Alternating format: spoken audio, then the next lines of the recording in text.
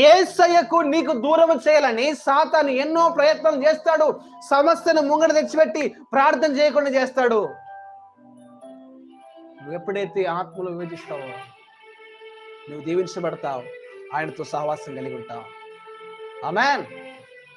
సమస్య నీ ప్రార్థన నీకు దేవునికి ఉన్నటువంటి ఆ కనెక్షన్ తొలగించడానికి ఏదో సమస్య తెస్తాడు.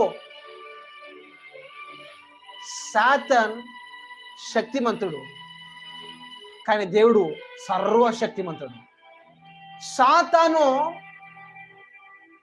Satan is mighty but God is all mighty. ఎందుకంటే సాతాను నిన్ను ఎప్పుడు బలహీనపరచాలో, ఎక్కడ బలహీనపరచాలో మనకు తెలుసు, కానీ నీలో ఉన్నవాడు ఈ లోకంలో కంటే గొప్పవాడు. ఆమేన్. హల్లెలూయా. ఆయన నీలో ఉన్నప్పుడు, నీవు ఆయనకు సమయం ఇచ్చినప్పుడు ఆయన నీలో నుంచి బలముగా పని చేయడం